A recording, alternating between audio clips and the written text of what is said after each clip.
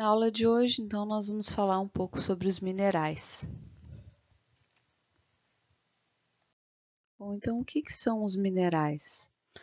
Os minerais, eles são constituintes de rochas, de solos, né? São importantes recursos, também o uso na construção, entre outras, né? Também ornamental, enfim, tem diversos usos, né? A gente vai ver um pouco mais ao longo da aula. Mas o que é um mineral? Então, um mineral, ele é uma substância homogênea, sólida ou líquida, de origem inorgânica. Ele tem que ocorrer naturalmente. Normalmente tem composição química definida e terá uma estrutura atômica ordenada se ele for formado em condições favoráveis. Né?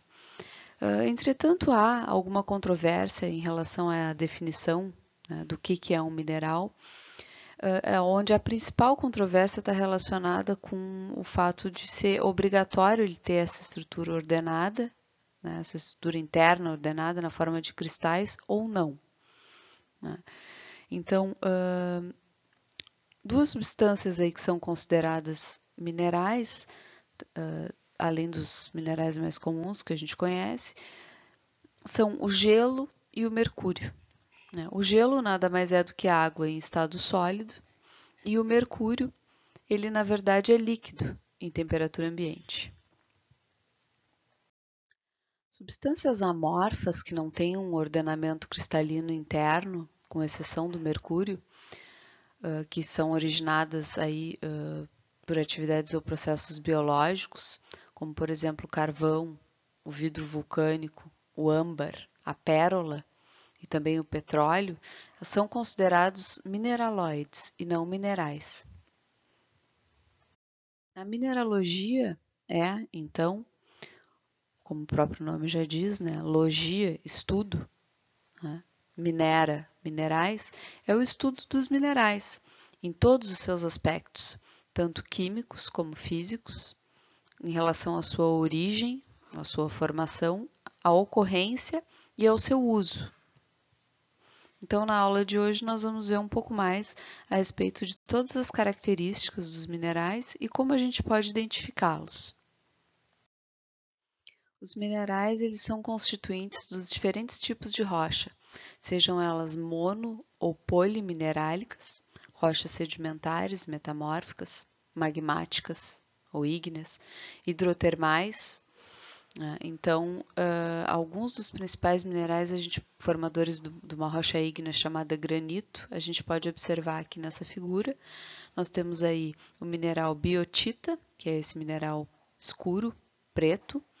Temos o mineral feldspato, que é rosado, e o mineral de quartzo, que pode ter diferentes tonalidades, dependendo da interferência de outras rochas, de outros compostos presentes na rocha. No caso dessa rocha ígnea, chamada basalto, os minerais eles não podem ser vistos muitas vezes a olho nu. Mas se a gente colocar a amostra no microscópio petrográfico, é possível ver a diferenciação dos cristais, dos minerais, em mais detalhe, como nessa foto que vocês podem observar aí. Os minerais, assim como os animais e os vegetais, eles podem ser classificados com base em princípios científicos, a fim de racionalizar o estudo e facilitar o entendimento.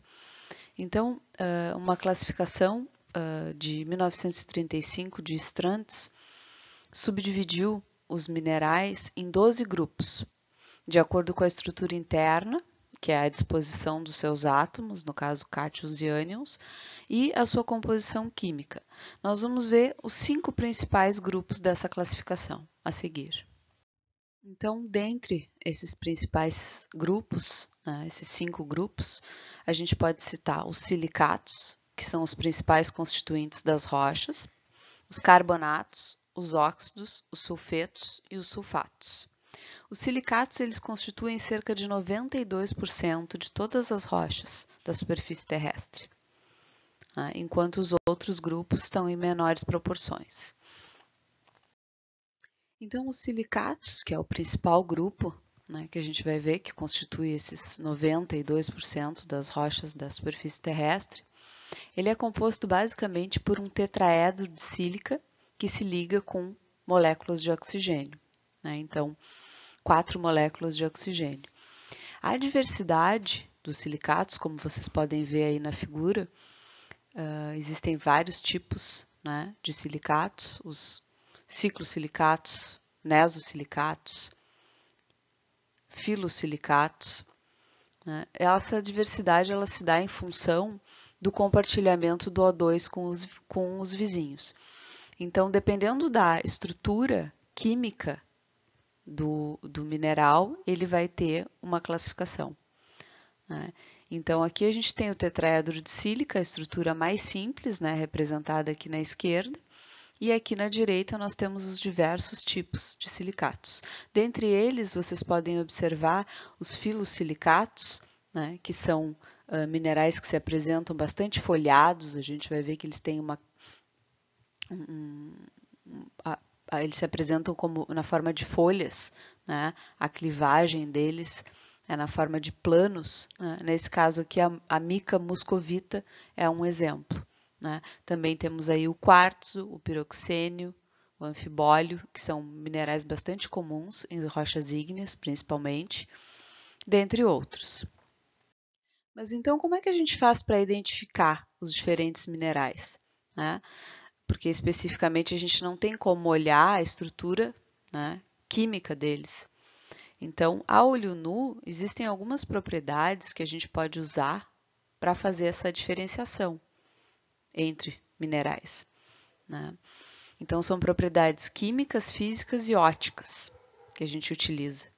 Dentre essas propriedades estão a dureza, o hábito, a clivagem, o peso específico, a fratura, o brilho, o traço, a cor, entre outras propriedades, aí como propriedades elétricas, magnetismo, reação a ácidos e outras. A gente vai ver em mais detalhe a seguir.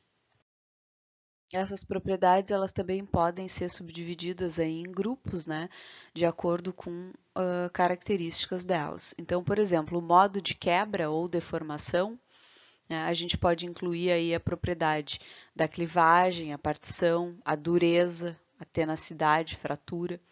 Um outro grupo seria a interação, né, do mineral com a luz. Então, a cor dele, o brilho, cor do traço, enfim.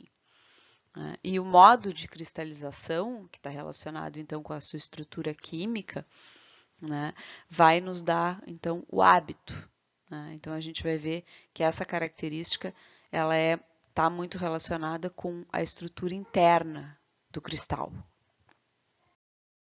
A dureza, então, seria a primeira propriedade que a gente vai estar olhando, né? Ela pode ser identificada com base no critério de uma escala, né, chamada escala de Mohs, que vai de 1 a 10, onde a menor dureza seria um exemplo o mineral talco e a maior dureza seria o mineral diamante, né? E aí o critério para a identificação de cada um desses níveis, né, de dureza estariam na última coluna ali, que a gente tem, por exemplo, o talco, ele é riscável com a unha, né? Tem dureza 1, enquanto que a dureza 4, o exemplo seria a fluorita, que é riscável com canivete. O quartzo, dureza 7, né? Um mineral bastante comum, abundante, risca o vidro, o quartzo risca o vidro, né? Enquanto que o feldspato, por exemplo, é riscável com o quartzo, tem dureza 6, né? E assim por diante, né? Então a gente tem essa tabela que pode ser consultada, né, no momento da identificação do mineral em laboratório, né? Como a gente não vai ter aula prática nesse formato, né, vocês não vão ter essa oportunidade agora. Então o hábito é uma outra característica, né, um outro parâmetro que a gente usa para classificar, diferenciar os minerais, né? Nós temos o hábito é definido como a forma geométrica externa, natural do mineral. Então é esse, né, que está relacionado com a estrutura interna dele, né? Como são as ligações químicas do mineral.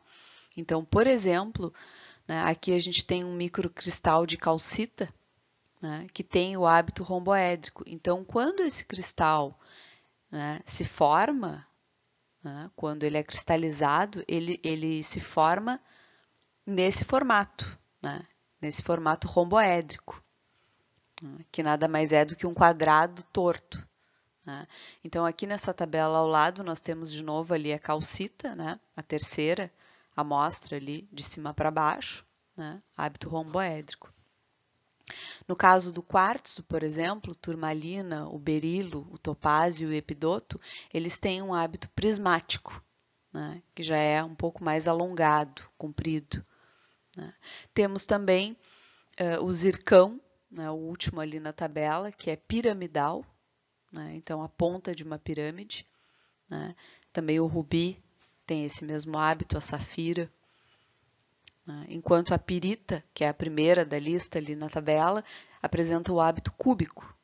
É um cubo, né? Todo quadradinho. Então, a pirita e a galena. Né? A pirita é o ouro de tolo, né? E a galena é um mineral com um alto percentual de chumbo, bastante denso. A clivagem é a quebra sistemática do mineral em planos pré-estabelecidos, que estão relacionados, então, com as ligações químicas. Né? No caso, a quebra ocorre onde a gente tem a ligação química mais fraca. Né? Isso vai se dar de acordo com a estrutura interna do mineral também. Então, no caso, a calcita, né, vocês podem observar ali, depois de ser quebrada com um martelo, né, ela vai quebrar, né, no sentido da clivagem que ela apresenta. Né? Então, ela se quebra sempre no mesmo formato, que é o formato que a gente viu ali, que é romboédrico. Então, vocês podem ver aqui, né, que é um quadrado, um cubo torto, né, na verdade. No caso da fratura, né, os minerais que apresentam fratura não apresentam clivagem, certo? Então, a superfície é uma superfície, quando ocorre a quebra, irregular e curva. Né? Então, um exemplo aqui que a gente tem na figura seria o sílex. Né? Então, é uma rocha formada de sílica, basicamente sílica. Né? O quartzo também apresenta fratura. A fratura do quartzo é conhecida como fratura conchoidal, né? Muito parecida com a do sílex, similar, também fratura conchoidal. A serpentina tem uma fratura fibrosa, né? Então, a maneira como o mineral se quebra quando ele não apresenta planos de clivagem, certo? Então, se o mineral tem clivagem, ele não vai ter fratura. Né? Então, se ele fratura, ele não tem clivagem. O brilho ele está relacionado, né, com aquela classe de interação do mineral com a luz. Né? Então, a gente viu tem a cor, né, o brilho. Então, o brilho é a capacidade de reflexão da luz incidente. Né? Então, alguns minerais podem ter brilho metálico, né, como é o caso da pirita, da galena. Outros podem ter o brilho não metálico, né, são os minerais transparentes. Brilho adamantino, também, que é o caso, por exemplo, do diamante. Né? Vítreo sedoso. Né? Então, a gente tem aí o exemplo do mineral olivina. Né? Esse mineral ele tem um brilho não metálico, né? Ele tem, na verdade, um brilho vítreo. Né? Esse é o caso da olivina, que também é um silicato. Né? O traço é a cor do mineral, como vocês podem ver ali nas duas placas, né? A placa de cerâmica branca e preta, né? É a cor do pó do mineral. Ele é obtido quando a gente risca, então, o mineral contra essa placa de cerâmica, né? De porcelana. Essa propriedade é usada para os minerais opacos e ferrosos, tá? Que apresentam traços coloridos. No caso dos minerais com brilho, né? A gente não tem essa propriedade. Já a cor do mineral, ela é resultante, né, da absorção seletiva da luz. Então, aí nós podemos ter minerais idiocromáticos, que têm a cor própria, que é constante, e depende da sua composição química.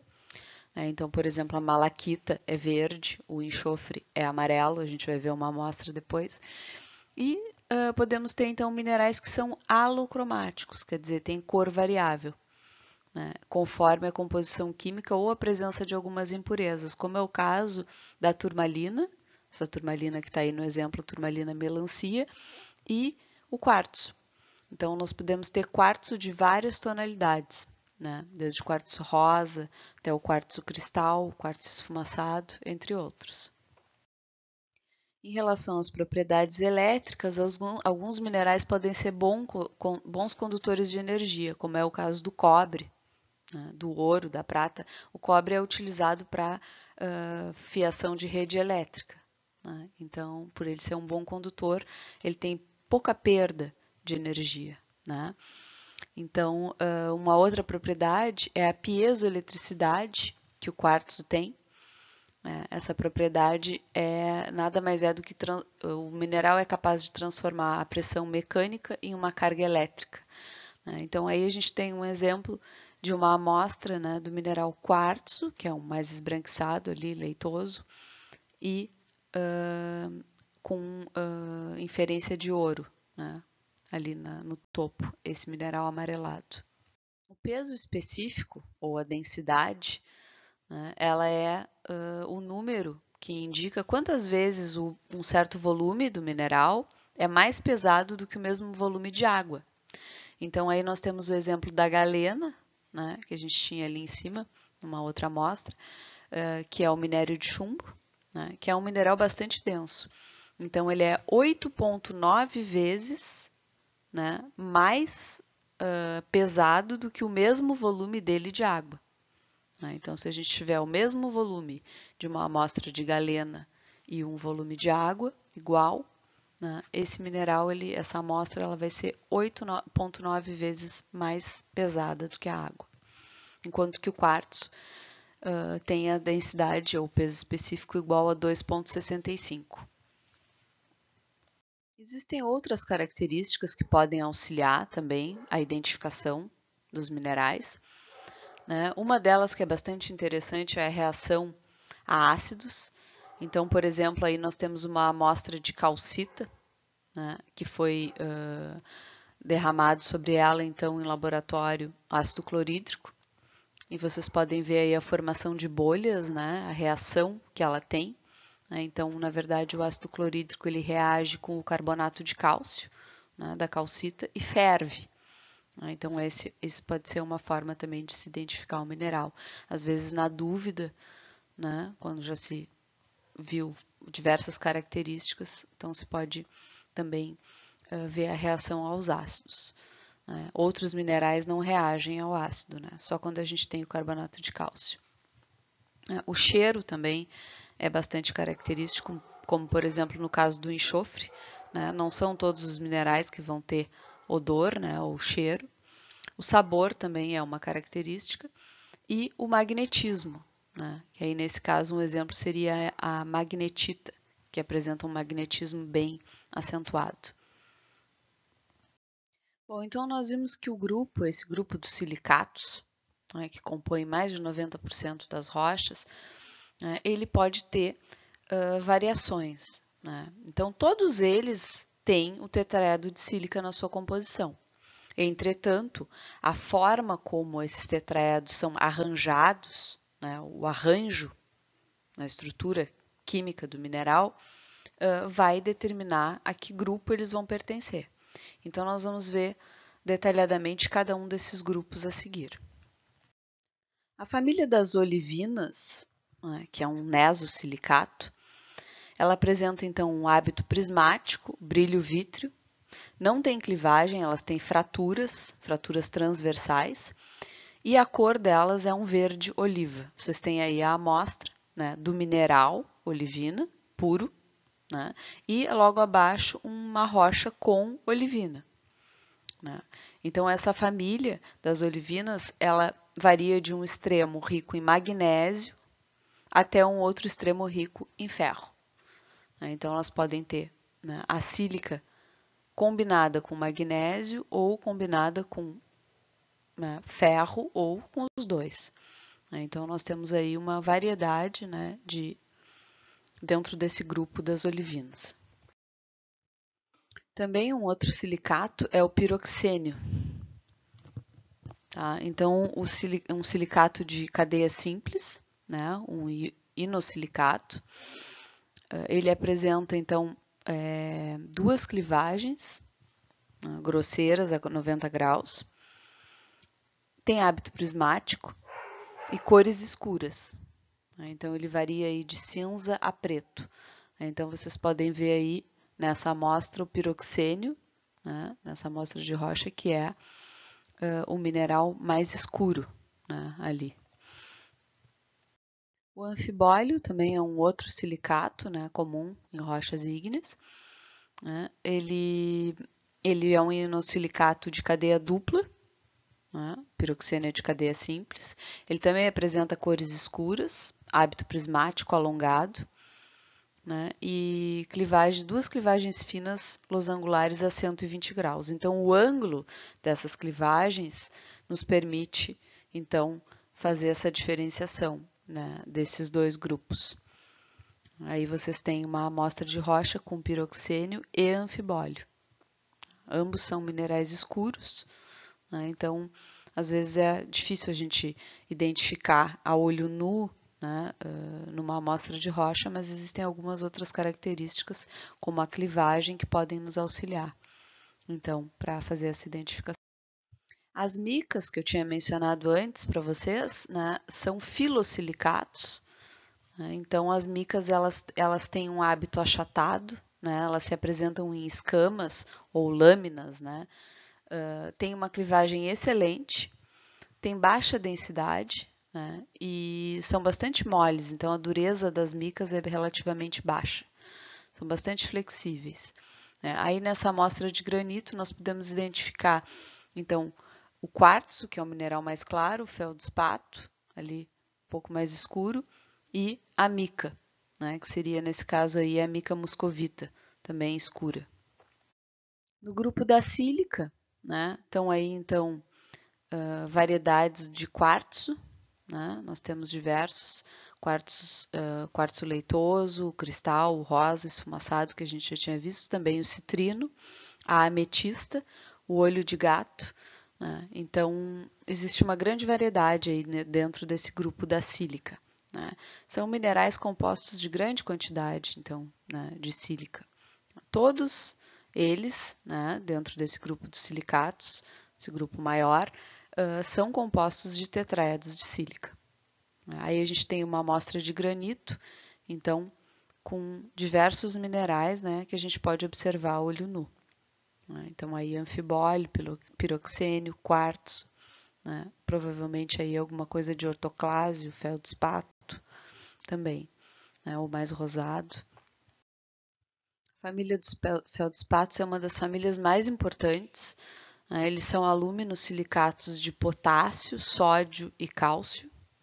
Né, os minerais de cor mais rosada que a gente pode observar aí nessa amostra de granito que está na parte superior esquerda, né, são feldspatos alcalinos da espécie ortoclásio. Né, então, eles apresentam uma dureza alta, em torno de 6, baixa densidade e tem uma clivagem boa, 90 graus. Né, então, existem duas famílias distintas, né, nesse grupo de feldspatos. Os feldspatos alcalinos, que são compostos principalmente de potássio, e os plagioclásios, né, que são esses formados mais por cálcio e sódio. Né? Então, esses feldspatos alcalinos do primeiro grupo, eles são conhecidos como ortoclásio. São bastante comuns em rochas como granito. Existem também os minerais acessórios, né, que ocorrem nas rochas em pequenas quantidades, né, o próprio nome já diz, são acessórios. Dentre eles, a gente pode citar aí o zircão, né, que é um mineral de dureza e densidade bastante alta, é um mineral pesado, né, por apresentar uma alta densidade. E também podemos citar aí as granadas, que também são minerais de dureza alta e densidade alta. Então, esses são alguns dos minerais acessórios mais comuns aí em rochas ígneas, né? E também, no caso das granadas, em rochas metamórficas. Outro grupo, né? Temos então os silicatos, temos também os carbonatos, né? Indo para o segundo grupo da nossa classificação. São minerais compostos pelo íon CO3,2, né? Então, é o íon carbonato, né? Os mais comuns que a gente pode citar é a calcita, né? A gente já viu a amostra dela lá no início, né? Que tem o hábito romboédrico. A aragonita, também a malaquita, a azurita. Né? Existe uma infinidade de minerais aí, claro que vocês não vão precisar decorar todos esses nomes, né? A gente precisa saber os principais formadores de rocha, né? E alguns dos outros grupos, né? Então, saber diferenciar, né? O que é silicato de carbonato, enfim, né? O básico, né? Não vou pedir para vocês saberem todos esses nomes aí de cabeça. Os óxidos é o próximo grupo, né? Então, são minerais nos quais o oxigênio é ligado a átomos ou cátions de outros elementos, né? Então, a gente tem aí, no caso, um exemplo da hematita, que o oxigênio é ligado ao ferro, né? Espinélio, que tem magnésio e alumínio, né? Os óxidos mais comuns, então, seriam esses, hematita, magnetita, também aí o menita, né? Entre outros. Já no grupo dos sulfetos, né, nós temos então os minerais que são compostos pelo íon sulfeto. O mais comum seria o sulfeto de ferro, né, que é a pirita, e o minério de chumbo, que é a galena. Né? Então aí nós temos o exemplo da pirita, né, o ouro de tolo, né, então, que é um sulfeto de ferro. No grupo dos sulfatos, então, são os minerais que possuem o íon sulfato, né, SO4. Os minerais mais comuns seriam a gipsita, anidrita, barita, entre outros. Aí nós temos o exemplo da barita. Um outro tipo de classificação, que também vocês podem encontrar, é segundo a gênese. Né? A primeira classificação era em relação à composição química e à estrutura, né, do mineral. Nesse caso, segundo a gênese, ou segundo o modo de formação, né, desses minerais, nós podemos classificar eles em 5 grupos. Né? Então, o grupo dos magmáticos, dos metamórficos, dos sublimados, dos pneumolíticos e dos hidrotermais. Os minerais magmáticos, né, eles são formados, então, pela cristalização direta do magma. Né? O exemplo seria o feldspato, o anfibólio, o quartzo, certo? Então, esses minerais eles são muito comuns, né, em rochas magmáticas, como o próprio nome deles já diz. Né? Então, rochas ígneas, né, que são cristalizadas diretamente do magma. Os minerais metamórficos, eles originam-se principalmente pela ação da temperatura, pressão litostática e pressão das fases voláteis sobre rochas magmáticas, sedimentares ou também sobre outras rochas metamórficas. Então, processos aí que a gente vai ver mais adiante na formação das rochas metamórficas, como o metamorfismo regional, o metamorfismo de contato, né, termal, também metamorfismo de carga, entre outros. Então, são alterações pós-cristalização de outras rochas. Então, pressão e temperatura seriam basicamente, né, os principais agentes físicos para causar alterações nos minerais já cristalizados e formar outros minerais. Então, dentre esses outros minerais aí, a gente pode citar, né, como mineral metamórfico a granada, né, que seria um mineral acessório, que a gente comentou antes. Também a estaurolita, a cianita. Aí nós temos exemplo da tremolita e da actinolita, né, que seriam 2 minerais aí também classificados como metamórficos. Os minerais sublimados, eles são aqueles formados diretamente da cristalização de um vapor. Né? Também da interação entre vapores com rochas dos condutos por onde eles passam. O exemplo mais comum de sublimação é a formação da neve, que é a cristalização do gelo a partir do vapor de água. Então, nos magmas, né, na verdade, os magmas eles têm muitos voláteis, tem vapor de água, tem enxofre, tem flúor, cloro, né? Então, à medida que esse vapor ele vai se resfriando e é cristalizado, né, ele pode formar, então, minerais aí classificados como minerais sublimados, né? Então, isso acontece principalmente em locais de grande atividade ígnea, né? A gente pode ter a formação, então, do sal de cozinha, ou sal gema, que é o NaCl, né? Também a sublimação aí do enxofre, né? Então, o enxofre na forma de vapor e cristaliza, entre outros aí, também cloretos, e outro exemplo seria, então, também a silvita, né? Que também é precipitada e é sublimada, né? Cristaliza a partir de um vapor. Os minerais paleomolíticos eles são formados pela reação dos constituintes voláteis, oriundos da cristalização magmática, ou de reações metamórficas sobre outras rochas, né, rochas próximas. Então, nesse processo aí, podem ser formados minerais com grande interesse econômico, tá, como é o caso da turmalina, né, da apatita, da cassiterita, né, que vocês podem ver aí nessas figuras. Tá. A cassiterita, ela é um minério de estanho, né, é bastante usada na indústria, na produção de objetos com minérios, também é usada para a produção de taças de vinho. Né.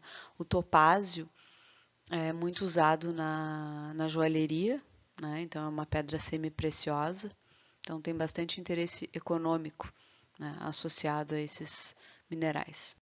E o último grupo, então, são os minerais formados a partir de soluções, né? Nós temos aí 3 exemplos, a gipsita, a anidrita e a halita, né? São minerais, então, que precipitam, né, a partir de uma solução, né? Então, geralmente em locais de clima quente, né, quando ocorre a evaporação da água, né, a concentração ela fica muito alta na solução e aí o mineral então precipita, né, quando ultrapassa, né, o coeficiente de solubilidade, então ele é precipitado.